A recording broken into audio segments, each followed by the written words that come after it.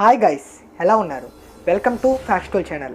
మీరు ఈ video open చేశారు అంటే ఖచ్చితంగా థంబ్నెయిల్ చూసే వచ్చి ఉంటారు.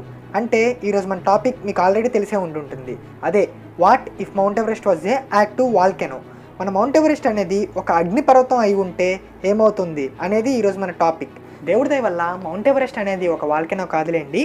ఒకవేళ మౌంట్ ఎవరెస్ట్ అనేది ఒక యాక్టివ్ వాల్కెనో అయి ఉంటే మనం ఎదుర్కోబోయే కాన్సిక్వెన్సెస్ గురించి ఈ వీడియోలో మాట్లాడుకుందాం. వాల్కెనోస్ ఎక్స్ప్లోడ్ అవ్వకుండా ఆపే టెక్నిక్స్ని మన నాసా సైంటిస్ట్ ఆల్రెడీ కనిపెట్టారు. అయితే ఆ టెక్నిక్స్ని ఉపయోగించి మనం మాట్లాడుకోబోయే వాల్కానిక్ మౌంట్ ఎవరెస్ట్ ఎరప్షన్ని ఆపగలమా? ఇలాంటి విషయాలన్నీ ఈ వీడియోలో తెలుసుకుందాం. ఇంకెందుకు ఆలస్యం, లెట్స్ స్టార్ట్ అవర్ ఎపిసోడ్.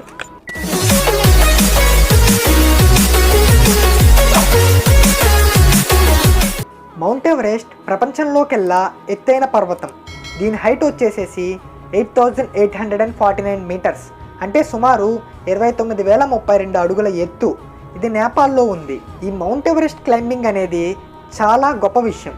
ఎంతో పట్టుదల ఉన్నవారు మాత్రమే ఈ మౌంట్ ఎవరెస్ట్ అంచు వరకు చేరుకుంటారు. ఈ మౌంట్ ఎవరెస్ట్ క్లైంబింగ్ చాలా డేంజరస్. దీనికి ఎంతో ట్రైనింగ్ కావాలి మరియు ఫిజికల్ అండ్ మెంటల్ ఫిట్నెస్ కూడా ఉండాలి. ఈ మౌంట్ ఎవరెస్ట్ క్లైంబింగ్ ఎంతో రిస్కీ మరియు డేంజరస్ అయినప్పటికీ ఎవ్రీ ఇయర్ అప్రాక్సిమేట్లీ 800 క్లైంబర్స్ దీన్ని అధిరోహించడానికి వస్తుంటారు. అందులో చాలామంది మధ్యలోనే గివప్ ఇచ్చేసేసి వెనక్కి వచ్చేస్తుంటారు. కొద్దిమంది ప్రయత్నిస్తూనే ప్రాణాలు విడుస్తారు. చాలా తక్కువ మంది మాత్రమే వారి యొక్క గమ్యస్థానానికి చేరుతారు. దాదాపు 300 మంది పైగా ఈ మౌంట్ ఎవరెస్ట్ని ఎక్కుతూ ప్రాణాలు విడిచారు. అందులో 200 డెడ్ బాడీస్ అక్కడే ఉండిపోయాయి. మన ఎర్త్ మీద 1500 యాక్టివ్ వాల్కనోస్ ఉన్నాయి. అందులో చాలా వరకు సముద్ర గర్భంలోనే ఉన్నాయి. కేవలం 20 సూపర్ వాల్కనోస్ మాత్రమే భూమి మీద ఉన్నాయి. జస్ట్ ఇమాజిన్, మన మౌంట్ ఎవరెస్ట్ కూడా ఒక సూపర్ వాల్కనో అయి ఉంటే మన పరిస్థితి ఏంటి? దాని తీవ్రత ఎలా ఉంటుందో తెలుసుకోవాలంటే ఇప్పటివరకు జరిగిన వాల్కానిక్ ఎరప్షన్స్లో అతి భయంకరమైన మరియు ఘోరమైన వాల్కానిక్ ఎరప్షన్ గురించి తెలుసుకుందాం. Eruption of mount tambura. ఇప్పటివరకు జరిగిన వాల్కానిక్ ఎరప్షన్స్లో అతి భయంకరమైన మరియు అతి ఘోరమైన వాల్కానిక్ ఎరప్షన్ ఇదే. ఇది 1815లో ఇండోనేషియాకి చెందిన సుంబవా అనే ఒక ఐలాండ్లో జరిగింది. వాల్కానిక్ ఎరప్షన్ సమయంలో లావా తాకిడికి ఆ మౌంటైన్ మీద ఒక deep bowl like structure form అవుతుంది.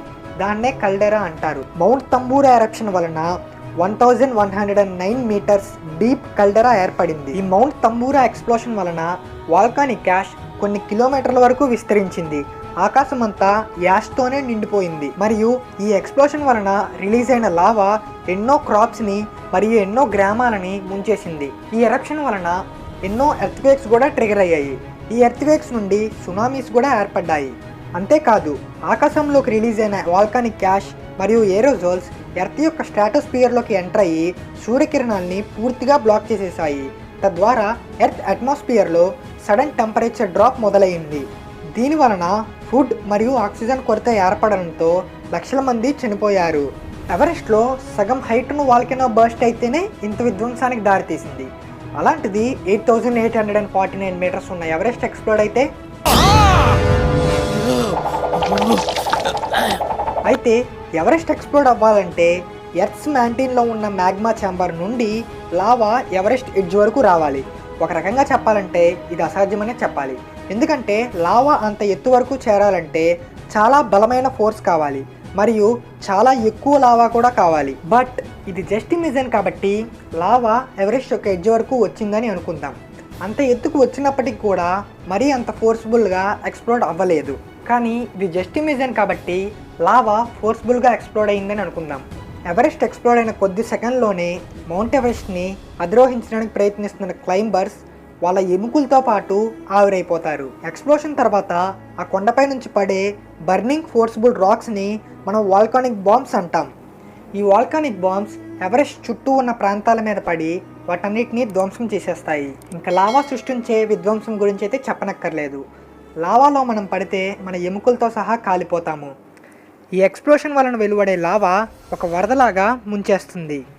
ఎవరెస్ట్ చుట్టూ ఉన్న 5 దేశాలు అంటే నేపాల్, చైనా, ఇండియా, పాకిస్తాన్, భూటాన్ పూర్తిగా ధ్వంసం అయిపోతాయి. అంతేకాదు ఎన్నో ఎర్త్క్వేక్స్ కూడా ఏషియా మొత్తం ట్రిగర్ అవుతాయి. సునామీస్ కూడా ఏర్పడతాయి. ఇదిలా ఉండగా ఈ ఎక్స్ప్లోషన్ వలన ఎర్త్ స్ట్రాటోస్ఫియర్లోకి ఎంటర్ అయ్యే వాల్కానిక్ యాష్ మరియు ఏరోజాల్స్ గురించి అయితే చెప్పలేము. మొత్తం కమ్మేసి సన్ రేస్ని కూడా పూర్తిగా ఆపేస్తాయి మరియు టెంపరేచర్ కూడా బాగా డ్రాప్ అయిపోతుంది.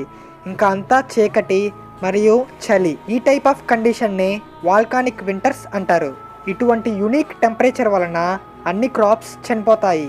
కేవలం 2 monthsలోనే ఫుడ్ అంతా అయిపోతుంది. ఫర్దర్గా పండించుకోవడానికి వెదర్ కండిషన్స్ సపోర్ట్ చేయవు. లావా వలనే చాలామంది చనిపోతారు. ఇంకా మిగిలిన వాళ్ళు ఎవరైనా ఉంటే 2 months తర్వాత ఫుడ్ లేక చనిపోతారు. ఇది లెట్స్ ఇమేజిన్ కాబట్టి అందరూ చనిపోకుండా కొంతమంది అండర్ గ్రౌండ్లో కానీ లేదంటే ఈ వాల్కానిక్ కరప్షన్కి గురి కాని ప్రదేశాల్లో వాళ్ళ జీవితాంతానికి సరిపడే ఫుడ్ని మరియు ఆ ఫుడ్ని కన్జర్వ్ చేసే టెక్నాలజీతో బ్రతికి ఉన్నారని అనుకుందాం. వాళ్ళకైతే ఇదొక వింత ఎక్స్పీరియన్స్ కదా. వాళ్ళు ఆ ప్రదేశం నుంచి బయటికి రాలేరు, ఎందుకంటే వాళ్ళు వచ్చిన చీకటి మరియు తీవ్రమైన చలి. అయితే ఈ వాతావరణం కొన్ని సంవత్సరాల వరకు అలాగే ఉంటుంది. ఎక్స్ప్లోషన్ పరిస్థితి అంతా కుదిరిపడి అంతా మామూలు అయ్యాక మౌంట్ ఎవరెస్ట్ని క్లైంబ్ చేయడం చాలా ఈజీ అయిపోతుంది. ఎందుకంటే ఆఫ్టర్ ఎక్స్ప్లోషన్ ఫామ్ అయిన కల్డెరా వలన మౌంట్ ఎవరెస్ట్ యొక్క హైట్ చాలా వరకు తగ్గిపోతుంది. ఆగండి ఆగండి ఆగండి, లెట్స్ రివైండ్. ఒకసారి వెనక్కి వెళ్దాం.